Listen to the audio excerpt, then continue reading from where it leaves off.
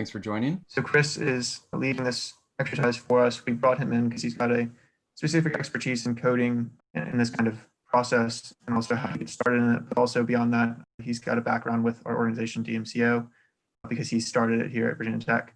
And he brings a lot of experience in terms of what it means to be a mentor, and then also what it means to be collaborative in terms of digital workflows and software.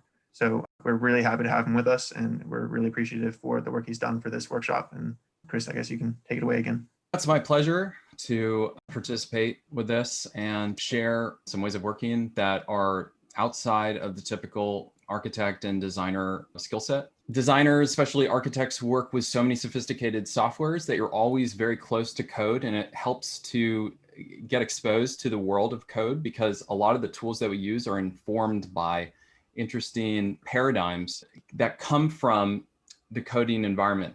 For example, like the command line in Rhino, the idea that you can type in a command as opposed to just press buttons.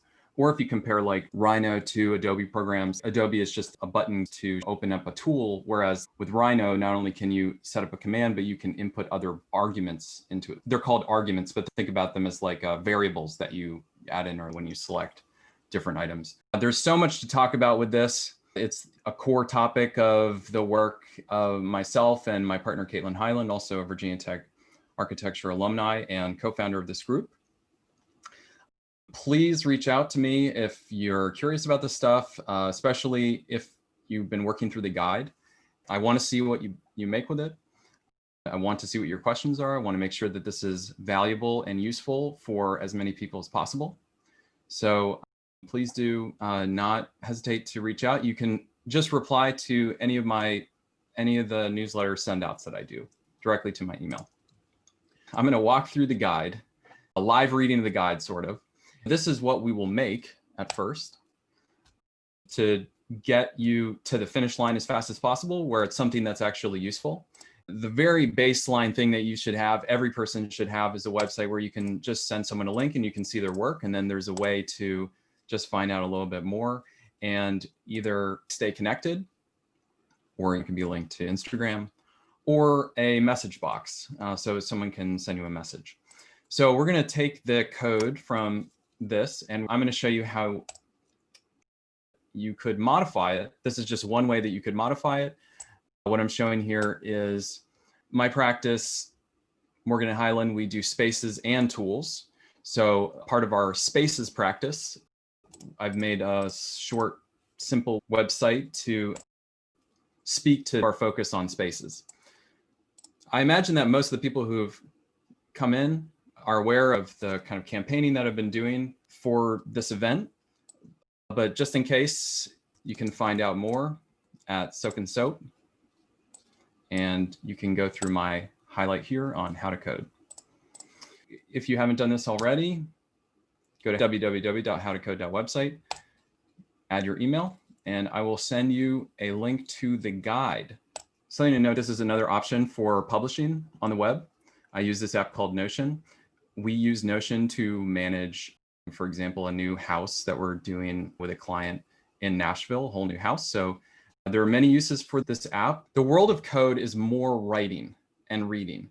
So if you want to learn more about this stuff, there's of course videos, but the amount of videos that there are about how to do this stuff, there's far fewer of those than written documentation. So if you become more disciplined about processing this kind of stuff, this is like a little teaser of what it's like to learn as a developer. It's a lot of reading, it's a lot of finding and referencing things. Sometimes it's not about reading start to finish, but rather having it available so you can search and find what you're looking for. How to code your own website, start to finish, no coding experience required. Building a simple website, images of your best work, and an about page. Basically has a slideshow and a about page. So we're going to build the navigation bar, this slideshow element, this about page, and add an image, text, and an email signup. In terms of the workflow, the first step is to complete the guide and then experiment with the code to make it your own. I've included a way that you can download the source files and you can start manipulating it from inside there. Or you can build it up from scratch with the code here. If you scroll down, you'll see that we have the code in these buttons. My goal is to do workshops like this more often, whether it be at Virginia Tech or other organizations. If you're interested in setting something like that up for your community, please reach out to me. Here's some first things to start trying before you even get into the code. Every single website on the internet, you can do this. Command Option U. This shows you the code. And another way to see this is Command Option C. And what's going on is I'm using Google Chrome's developer tools to bring up the current rendered view of the code. And you can do this with any website. It's a great way to explore different options instead of coding in Atom or whatever coding tool you use. But for example, like here, I can click this and start changing this code here, or I can change the spacing of the top. It's immediately loading the code. So this can be a good way to start experimenting. Another thing to know about code in general is there are three core languages. HTML is the structure of the content. Then you've got CSS, which is the layout, and then JavaScript, which is the interactivity once the page has loaded. It's just a simplification of it, but it helps to understand that they have these different roles. I suggest that you start navigating the source code even before you start understanding what it does, just to get a sense for what it looks like. So I'm going to open that up. And I have these two versions, the clean and the comments. The clean is just no comments, so I don't walk through like what's going on, but then the comments one has more comments in there. I like to look at code after a while that doesn't have any comments. That way I don't get distracted by them, because I don't like when there's just too much. I like when there's the least amount of lines, so I'm going to open that up. So I'm going to open up the one without the comments first. Okay, so the first thing you'll see is that I've got these three folders and these other like floating files. They're all inside of this folder. So this is the HTML. This is the home page. It's sort of a convention that a server will load an index.html file when it enters a folder. There are certain things where the name doesn't matter. It just matters that you coordinate them. You can name things however you want. Like, for example, this nav-home, that's something that I've just named. But the body or the head, these are more like keywords that actually need that word. So index.html is kind of like that. One thing to know is when you go to the About page, it's actually a folder with an index.html file inside of it. So, but just quickly looking at this, you've got the CSS, which is like more of a longer file. It has more height, right? Compared to the HTML, it's actually sort of longer. Or the JavaScript, it's sort of in between being that size. When you first enter code, I remember thinking, how do I look at this in a way that I can glance at it and understand it? A great way to start doing that, especially with the CSS, is to fold up the code. I'm pressing Command Option Shift left bracket.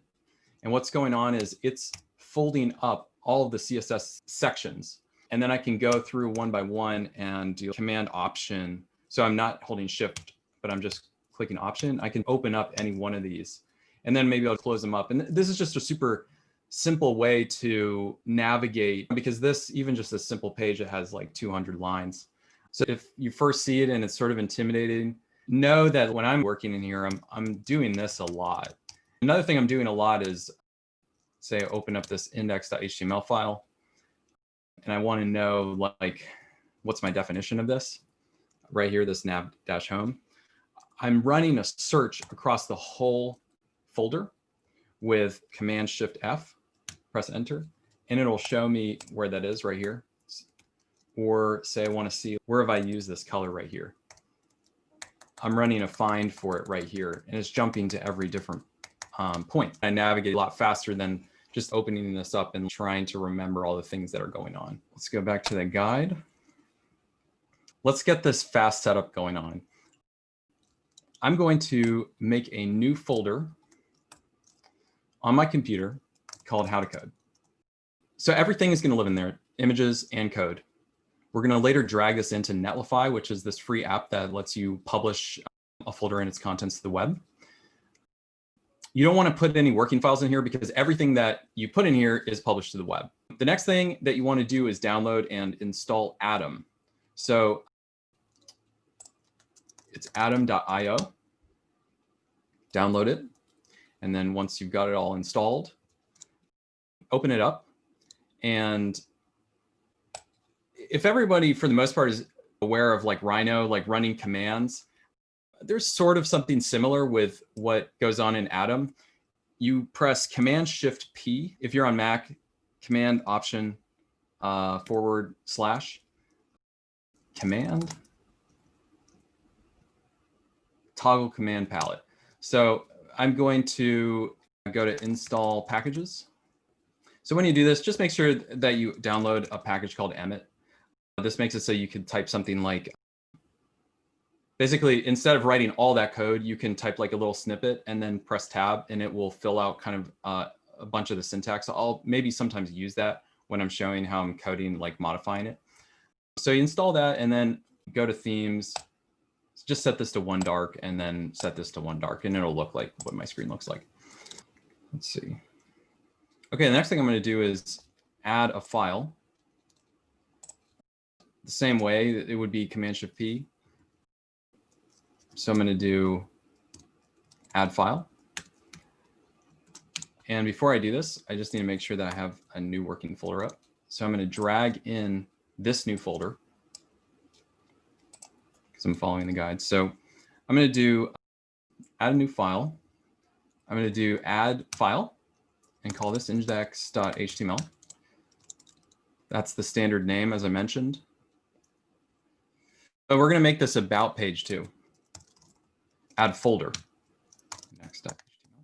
And I'm just going to type some text in here, test. And if I right click this or just open it up in Google Chrome, you'll see that it's able to load even just text in there, right? It's supposed to be an HTML file, but it's still able to render just literally just some text that says test. And if I type in here /about, then /index.html, you'll see that that's how I am getting to the about page. So the idea that you can open these files locally, like on your own computer to test them, it makes it so that you don't have to go through like a more complicated workflow where you're like dragging it in and publishing it just to see what change you've made. Like all you have to do is just type in some text, save it, and then I refresh. So if you imagine code, you want to change colors, you want to change spacing, it's a lot of like saving and then refreshing, saving and refreshing as a workflow. There's much more advanced ways that apps and different kinds of websites that you can make where you have to run a server and stuff like that. But this is the simplest way to do it. You don't need any of that stuff. You just open that file in your browser and you can start testing a new website for yourself. So get a free Netlify account. This is a great service that we use even for our professional projects.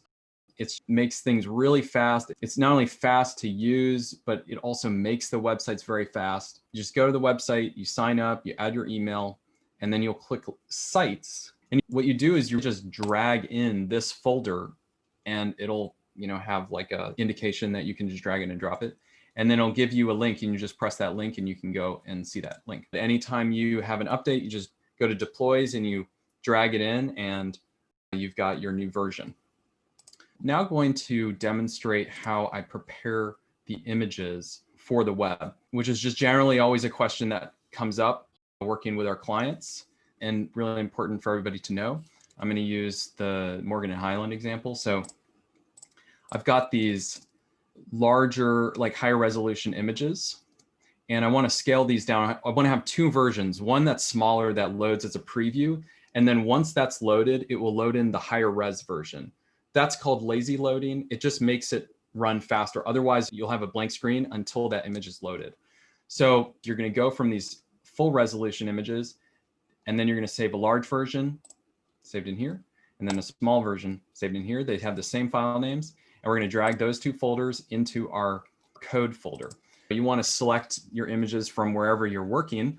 Just drag them into like a main images folder in your working folder. I recommend everybody become familiar with using Bridge. You can do stuff like this. You can drag the images to, change the order, highlight them all, do Command-Shift-R. You can batch rename these by different parameters, adding some text, sequentially order their number. So when I press rename, it will rename them like this. Just a fast way to do that. You can do this in Finder, but the best thing about this is it's just so easy to drag and drop in the Bridge. And there's other features too. So once you've got that, we're going to process them in Photoshop. So I already did that, but I'm going to delete it and show you again. So I open up Photoshop. You go to File, Scripts, Image Processor. I'm going to find the folder, Spaces, Images. And because I'm selecting a folder, just click Open. So I'm going to do the large version first. So I'm going to set this like at 2000 pixels. It's important to set the quality at 8. So there's two JPEG quality ranges. You'll either get out of 12 or out of 100. The quality will not really diminish until under 66 out of 100 or 8 out of 12. So that's kind of like a magic number to always save your JPEGs, because generally there's not any extra benefit to going above 8. And then it's important to make sure that you have convert profile to sRGB, because otherwise you might have some images that are in a different color spectrum and they will appear more desaturated. So I'm going to run this. And Chris, while we're waiting for that, why are there two index.html files? Oh, yeah. So, Netlify is giving you a server. When someone arrives at a website, the server will interpret its arrival and find what file to load for them. In more advanced settings, you would actually write out, if someone arrives, serve them the index.html, or maybe you want to call it something else. But we're working with the most basic conventional way. And just by default, if you have an index.html file, Netlify knows to load that as the page when you arrive. When you go to a domain, if I open this, like this is opening up it's like a directory with a file in it. And that's sort of what's going on. If I take away that file name, this is what would load. Say if you went to a website, what if this is what loaded, right? Which is like the file structure. Netlify makes it so that it doesn't load this. It loads your index.html file because it's a standard name. And then for the about page, like when you go to another page, you're actually going into another folder and the same thing is happening. It's loading up that index.html file. Does that make sense? Yeah, thank you. So it processed that in this folder and it created this folder called JPEG. I'm just going to rename this as large. And then I'm going to run the same command. Everybody uses Mac. Make sure that you learn this little keyboard shortcut, Command-Shift/. You can search your whole menu. And then you want image processor. I don't need to change the folder. It's still sourcing from those files, but I'm going to change the size down to 800 because it's just a preview image. It's going to run that. Okay, it's done. And I'm going to rename that small. The next step here is to drag this into the folder that you're working in. Copy in these two folders. So at this point, what we've got is our two index.html files. One of them is in the about directory. Directory is another word for folder. And then you've got your two folders with the different image versions. And all this is spelled out here in the guide. That's why we made it. We're going to start writing some code. So the very first thing just to know about HTML file is it's basically a bunch of groups. The very basic structure of HTML is the head and the body inside of the HTML group. Head, just think about it as metadata. It's probably the simplest analogy. And then body is the content. This element that you see right here, this is a comment. I'm using command / to turn any one of these lines into a comment. This is so you can take notes. I'll show you another working directory. For example, I took out the image at the top of the about on the website that I was modifying. And I took all this and commented it out. So I didn't need to delete it. It still won't render. I use this a lot when I'm working in CSS and I still want to keep track of, well, what did I have before? I won't delete it. I'll just comment it out. Okay, I hope we're on track. We might not be able to get to everything.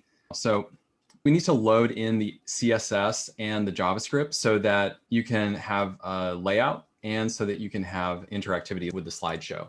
I'm going to show that in this clean version.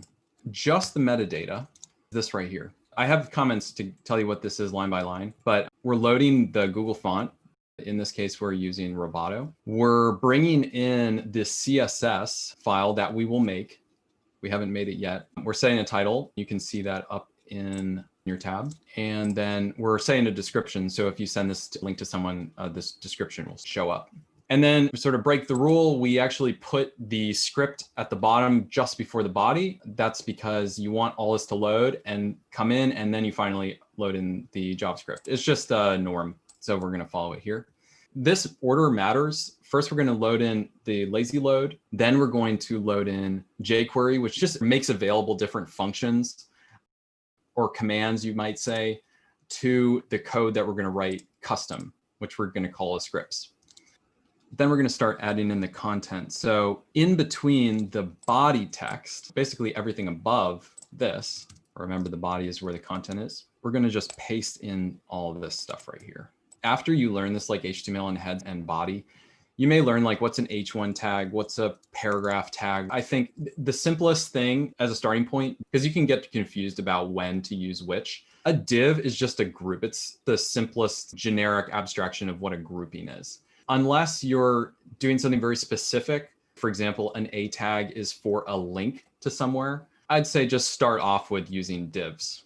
So when we create these divs, in order to make it possible to select pieces of it, and also for our own documentation to quickly scan what's going on, we use these class names to name what this group is. Think about it as renaming a layer or a group in some of the other design software. And once we have that styles.css open, and once we're coding that, we can take this and we can search for it down over here, and we will write out different qualities that it has. For example, like how it's positioned, if it has a margin, if it has a border, stuff like that. That's how you can identify what element you want to change, is through these class names. Yeah, exactly what I'm saying here. So a different type to know is this A tag. And basically an A tag works like this. href means hyperlink reference. When you're going to a different website, you got to start off with the HTTPS, google.com, Google. This is what you see. That's where you go. That's the whole thing contained inside the A tag. So you've got the navigation container. You've got a link. We're going to have a link to the, basically the homepage, and then a link to the about page. Then you've got your slideshow container, and that's got 1, 2, 3 items. One thing to know is that you can add multiple classes to a group. It's kind of like having multiple names for it. So we're going to be using the current to show which image is current. And then when you click, it's moving that current tag to another slideshow item. And we're moving that through JavaScript. Notice how we have this container, which contains all of it. Then we have the item, and we want to say which one is current. And then what's going on with this lazy loading idea is you first load an image, which is the preview image. You can see here set as a background image. Say you have different image sizes. This is the easiest way to just make sure it fits in a bounding box as a background image. And I'm pulling from the small directory. So this dot means this folder. Start from there, then go to small, and then grab the image -0 JPEG. And the way that lazy loading works, think about it as almost like a plugin. There's a plugin that someone made. You can copy the code. You can store that code in your website, and then you can reference it. So that's what's going on over here. In the scripts.js, there's this final step. You just have to include this, and that gets it running. So how it works, first it loads this image. In fact, it loads this image, and then it loads this image again. So these are duplicated. The difference between these two is this extra class of lazy. That's the term that this plugin, this library uses. You have to find that out by reading that plugin, but I'm giving you the answer. But it finds the lazy element, and you have to store this in what's called an attribute. Inside of every element are attributes. You'll see it as, something equals, and then in quotations is the value.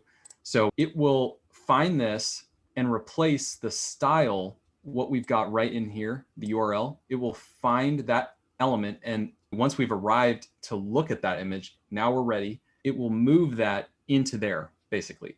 So that's what's going on. This sort of sets it up. When it's ready, it will execute because it has this extra class. It's almost like a second title to that element. So that's what's going on here. And finally, you've got these last two empty, think of them as just like empty rectangles.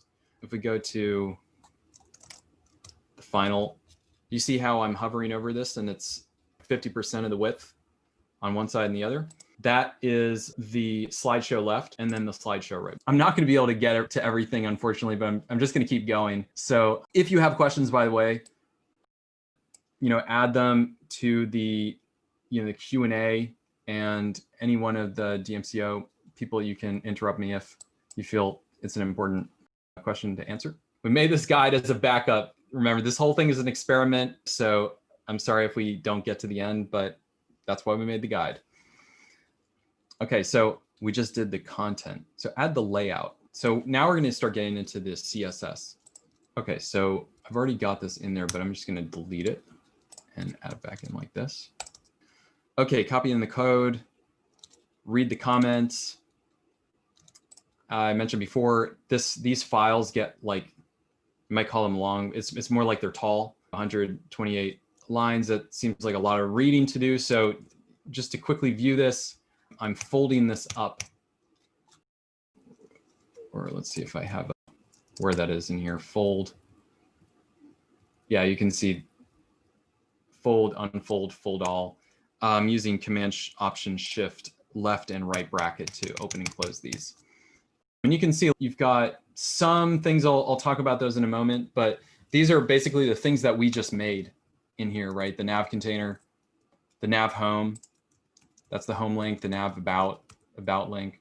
These are names that I have decided. So you could have named this something else. And as long as this is the same, you can, it's basically called like selecting it, like it's a selector. You can select something by a class. So you put a dot in front of think of it as a keyword. If you don't have a dot in front of it, it's an element. So an A, that's the A tag. That's selecting any one of these elements like this. Some things up here, like this star, this means everything, every element. And this is one of those things where it's like a default setting that you just always do it. As it says in the comment, it prevents padding, which is one of the ways you space things, from adding to an element's width. So if you have something that's 33%, you want to be able to add space inside of it without increasing its width to now like, 35% or something like that. This is something that I do all the time. I like to set my font size relative to the screen width. Instead of thinking about like pixels, I find that it's much more intuitive to work when you resize things as if you're like resizing an image. The whole thing globally changes in size. So the way that you do that is you set what's called the root. The root is basically like the base font size unit. It's almost like saying how much is an inch, and then basing all of your other measurements off of that unit. So it helps you think more modularly about what's going on in the code, instead of starting off with like 16 pixels and making sure you remember that's divisible by 8 or something like that. This is so much easier just to start with. And then I can use this as a factor. Like I could say like 0.8, and that'll scale everything down. So I brought this down like to half. You see how that's changing here? So anyways, that's really a useful thing that I do. It's worth trying out. So as I said before, there are comments all over this. So it really does spell out like what's going on in these different elements. So I'm going to keep going in the interest of time. So I'm going to finally add in the JavaScript here.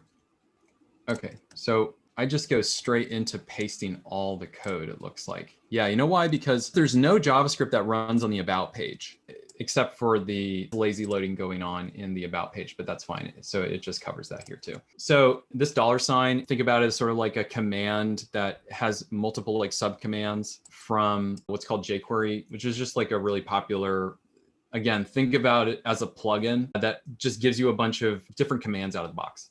So what's going on here is it says get the document, and then when it's ready, run this function in here. And first, let's make sure that lazy loading is running. And the threshold means just like load it right when the preview image is shown on the screen. Then I'm saying select the slideshow left element and the slideshow right element. These are just two different click events. So when you click, prevent whatever the default behavior is. There are basically two click events, so you don't want them both to run and cancel out the command. So that's what's going on here. And then if the one that you clicked has the class of slideshow right, then change the slide. So change slide is a function that I have written down here. Change the slide to the next one. Or if the element, remember, because we're writing this for two types of elements. So if the element that you clicked is actually the left, run the change slide function for the previous one. So you can see here how when I write out this function, what it does, I'm giving it a name, then I'm saying, what is the input? So the input, this dir, just I'm going to refer to the direction later down here. So if I click that, and then there's this nice command in Atom called like multiple cursors.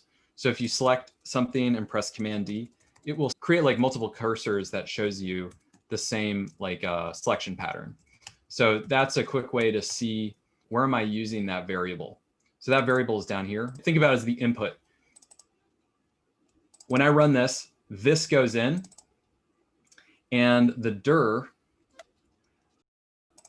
is asking. So this right here, it's almost like an if statement. That question mark, think about it as asking, the double equals means is the same as. So is the dir, is the direction equal to previous? If it is, then use this variable right here, previous. I've set previous to equal something here. You got to read through this a little bit more, but that's just to give you a glimpse of what's going on and the way that I think about it and navigate that function. So let's keep going. I got an interesting question. Someone saw that their folder structure presented itself slightly different because of the file names. They were ordered in a different way. That doesn't matter. Like basically, if your index.html is down here, like because of the way that you sort your naming, like that doesn't matter. So don't worry about that. Don't get stuck on that. Chris, there's a question. Where do you source classes or plugins? That's interesting. Like it's worth knowing that I do not go looking for them often. Some developers, they're very aware of this and they use them all the time. I try not to do it just because it takes a lot of effort just to understand what's going on with it. And usually there is a very simple version, or you can just make it yourself. But good question, like where do I find plugins? You might be surprised by how few of them I use. A lot of the time I'm making it myself. For example, like some developers, they might pull in, think about it as like a library or a plugin, like someone else's code, just for how to run a slideshow, right? But I always find that whenever I try to use it, it just like has extra things that it does, you know, that I end up, and it's the same argument for why code, like how to code. When you use something like Persona or Cargo or Notion or any website builder that's like based on visually building a website, you don't know when you'll hit it, but you eventually hit its limits. And then you're so far deep into it, then you realize that you have to conform everything around what you can and cannot do. You never know like when the end of it is, like what the edge of it is. And so I have a similar anxiety with using basically other people's code. Most people, when they use Grasshopper, for example, or Rhino, they don't like load the whole thing up with tons of plugins. It just seems like not a good idea. You sort of want to find what's really good, always at the bare minimum. We only have a few more minutes. Are there any more questions? If not, I can show some more changes. So this is a website that I've modified from the guide code to be a website presenting the work that we do on spaces at Morgan and Hyland. So it's the same sort of structure, right? It's a slideshow and you've got an about link, and the about link has text. And the new thing here is that I've got a text box so you can send an email. In Netlify, you will receive the message. So I'm going to walk through what's on the homepage index. Okay, so I changed this title. I took out the roboto. I changed the description. I made both links of the about page. The way that I did that, I just added that. Okay. Then in here, I add some more images. So I think it was like this before. Yeah, just 1, 2, 3. The reason I start at 0 is in programming, you start counting at 0. So I just copied this. Command-Shift-D is duplicate. And then I'll show you the benefit of using multiple cursors. I select this, I do Command-D, and then I press 3. And then do that again, down here, 4, 5. Okay. And I'm happy to stay a little longer. Okay, so that is what is going on in this page. So it's still working because we've got that JavaScript working. Let's see, scripts. So what's going on here? If you click on the left, run previous. If you click on the right, run next. Here's a little bit more detail about how the slideshow is working. It's finding the current, it's finding what the index of that is, which number in the list. And it's sort of calculating based on that, like, well, what's the next element or previous element? Take the current class, which is the only class that has opacity 1 versus opacity 0, and put it on this next slideshow item. Now let's go to the about, because the about's pretty different. I took away that top image. I had to ask about how to do that. All you do is you find the edges of that about group, right? And it's good to use Atom because it shows that whole grouped element. So I'm just going to go from there to there and delete it. Or if you want to make sure you can get back to it, just comment it out. The way you do that is Command/. You can also just type in that code. So this means start the comment and then until that right there. So if I go here, I took out, when I compare it to learn, you'll see I took out this. I only have the paragraphs, and then I added that text area here. Let's look at what that code is. So yeah, we start the about container, and then we just go right into the about sections. We don't have the about image container. So I don't need this. I'm just going to delete it. And then you can see here, I have commented that out, this title element. So I'm doing a find all, that's Command-Shift-F, search everywhere in this whole code folder, look for it in here. And I see that there's 2 results. The reason why there's 2 is because when you write the code for a different device, basically this means from 0 pixels to 700 pixels, run this, okay? So this is an override on a previous definition up here. And the way the CSS works is if you have padding right, 1 rem. Rem is the font size unit. So multiply the font size unit times 1. If I have 2 right here, it will take the last one. So you override CSS. It's actually called cascading style sheet. That cascading nature is that you override it when it's later on. And when you open it up in developer tools, it'll show that. So say display none, but then I write later display block. It overrides it. I can't stress enough how helpful it is to explore and pick apart a website using these tools. I use it all the time. In fact, I've had many calls, demonstrations with clients where we're working through the details and we're making decisions on spacing, on sizing, by us opening up developer tools and tweaking details about it, and then screenshotting it or recording the video and then looking back on it and getting that code.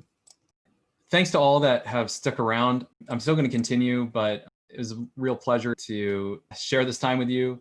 And please go through the guide. It's more comprehensive. We made it as a backup. It's easier to follow. Hopefully the first start of this video will jumpstart you and then you can finish the rest in the guide.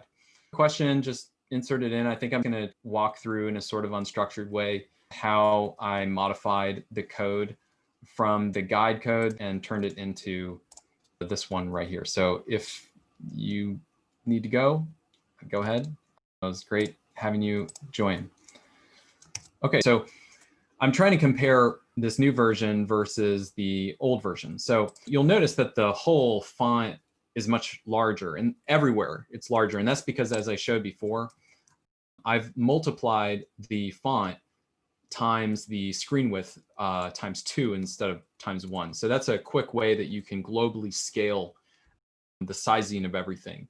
That only works if the way that you think about dimensions is as a factor of the font size unit.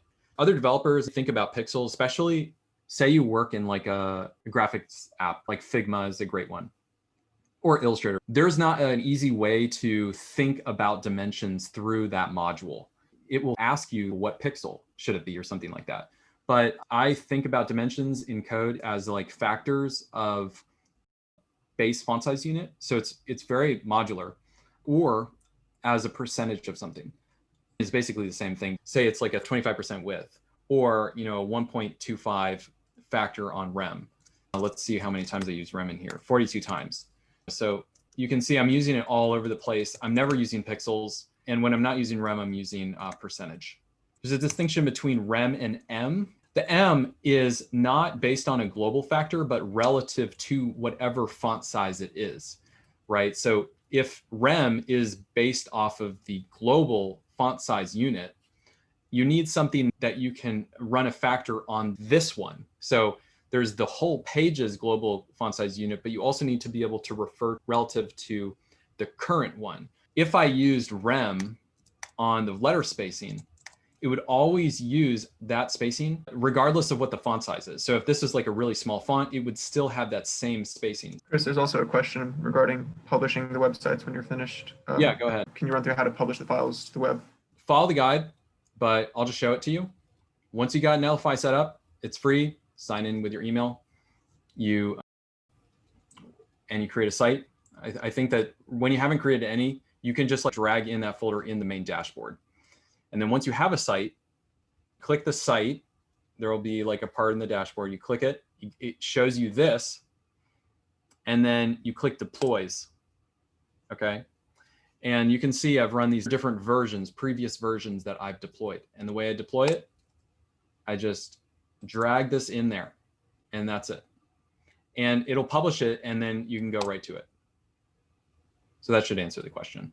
Rem versus em with the letter spacing. I'll use this one, but I turn it to rem. I'm going to make a really small font for the about link. It's such a subtle change that it might not make as much sense. So maybe make it a little bigger. So do you see the spacing between each of these letters is far greater down here because I'm using rem for the spacing versus em, which is relative to this font size of the current element. You need a way to do something relative to the current versus globally. And also, if anyone has any more general questions, I'm happy to talk through it. Perhaps before the end, it might be helpful to hear your kind of opinion or experience in using websites as opposed to, I know you used them beginning in school even, so maybe as opposed to portfolios or issuu or Instagram or other kind of sources like that. Okay, so when I graduated, this is a website that I made using Cargo. You can find it cargocollective.com/soakandsoap, where it's basically a bunch of stacked slideshows. This is after I graduated, but probably the best way to use a website, especially as a student, would be to do something like this so that you can quickly do a presentation. Say you have 10 slides or 20 slides. Think about this as a presentation tool, right? Just a different interface to send someone a presentation as opposed to a PDF. Can you even really open a PDF on your phone very well? You can't flip through it. This is the easiest way that you can just strip away all the content whatsoever and just have a link to a slideshow. You could just do this, take away the navigation bar up here, and you send someone a link and say, this is like 20 slides. That's the fastest way that you could give a presentation. You could present, send this, the rest of the studio can follow along on their own. I still see reviews where you can't access the work on your own as a viewer. That's like crazy. Like that solves it right here, going through this guide. That shouldn't happen. Everyone should be able to navigate it on their own. So yeah, that's the quick answer. Issuu is like the lowest version. You could try out like Cargo or Persona. I think they have like the slideshow type, and even in Instagram. A lot of the things you depend on a website to do can be solved by Instagram. Plus, with Instagram, the audience is connected to you. A big thing that everyone discovers once they've finished a website, which they thought that was the most important thing that they needed to do, they discover that no one goes to it, right? And so you realize that there's all this other story and all these other mechanisms, why people go to the website, when they come, what's the mechanism that they get there, how do people return, why do they return, right? Instagram solves a lot of those problems. So a lot of the time you may just want to have an Instagram, but for the sake of being able to send someone this universal link that you can just start opening up for a slideshow, or if you have like something you wrote, this is a great way to do it. I'm trying to reduce the barrier to entry by making this guide. Someone asked, wouldn't you have to host the website to like send the link?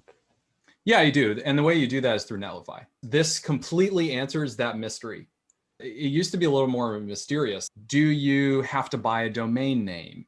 And then do you have to run a server? Those kinds of extra details used to hang people up and make it so that people don't publish.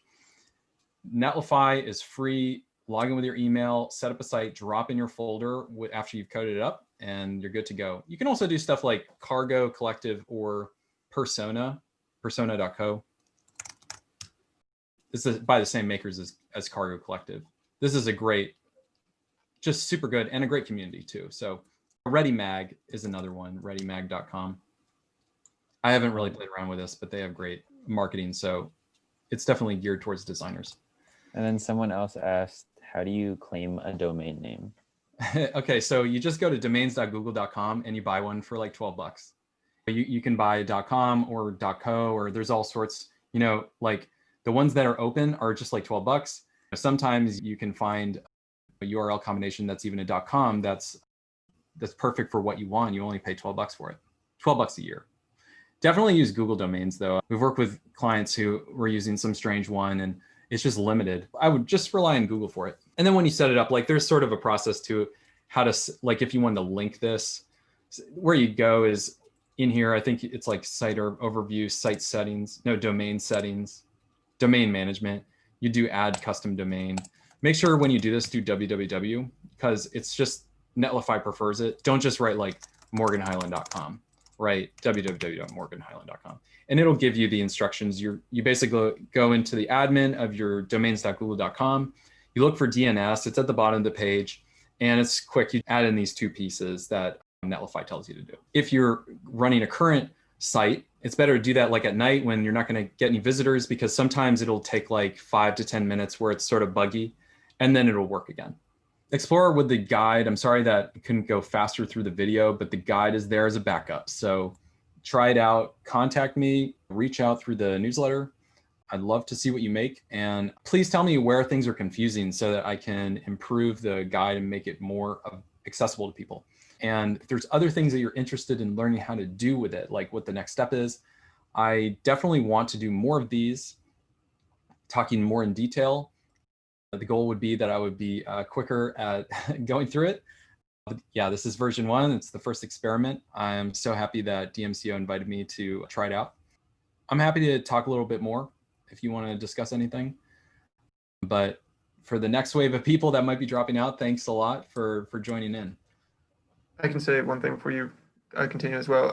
For those of you who are interested in more, you can email DMCO or DM us on Instagram, and you can do the same to Chris, because we are willing to continue this kind of series and go into more depth and more specifics if that's something that everyone is interested in. So feel free to put your email down into the DMCO website, or use Instagram to contact us. And I can put down the email information for the DMCO. Ryan's asking, this was a simple site, which is great. What would you recommend for someone who wants to share multiple types of work? There's a couple ways to think about it. Say you wanted to have a page that has projects on it. That's not something that's available on here. You could do it. When we first started setting up the HTML folder structure, we had an index page, and then we had an about page. And that's to show you how you could create different pages and link to them on the same website. So if we were doing that, and we wanted to still code it ourselves in the same way, we wanted to add project thumbnails. We've got the slideshow container, right? These definitions are available to us as long as they're structured in the way that we've set them up. Say we have a project, I'm going to add a folder called, just for now, project 1. And I'm going to add an index.html file in there.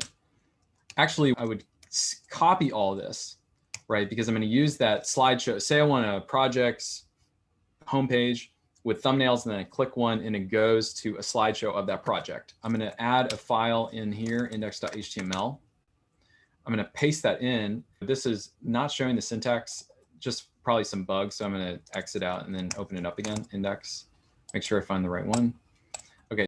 When you do something like that, it's important that you move back a directory, right? The dot represents like this directory. So start in this directory and then go to styles. So because we're one folder in, we're in a subfolder, I'm going to find all examples of that dot. And I did that with the command D. I highlight what I'm looking for and then do command D. Do you see how I have all these different cursors? I'm going to press dot again, and that means go back one directory. And now if I open this, I'm going to go in the URL because I don't have a link to it yet. Project 1. I did go to another address. It's a different page, actually. For example, if I change one of these, like project 1, you can see that that's different. This is where I can look at the changes I made. So that would be the start, is first off, how can I have these slideshows in different project pages? That would be the first step. That's how I can make a subfolder and then reference the global things. Put the slideshow not as the home page, but as one of the project pages. And then I would maybe duplicate this folder, project 2. There's a point where you see that would make more sense to think more programmatically about setting up relationships where it's always the same code. Well, you can't do that here. You're going to have to do some manual work, but without having to introduce you to a whole nother level, you can still do this manually. You sort of realize where you're hitting the edge. So I just made project 2. So I'm going to add a file in there, index.html, copy that, paste it in there. And so that's how you would have different pages based on the same code. It's sort of why you would want to make sure that that code works, and then you can apply it to the rest of them. You would name your images differently, call it like image and then project 1, and they would all be saved in here, the large and the small folder. So that handles the project page. But then what about the projects page? Let's say that that's the home page. We would create a whole new type of group.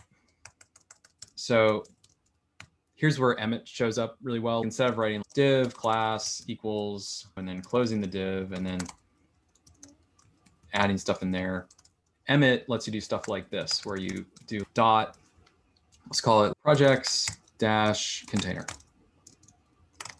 And then I press tab, and you can see how it's created that. You can learn more about like what Emmet can do. It also works in CSS. I use Emmet in CSS a lot. And the first thing I would do, so you can see my overall structure. I think I want to fit this in. Maybe I'll fit it up here above slideshow because it sort of makes sense that it's higher level. So first I'm going to set a background just so I can see it.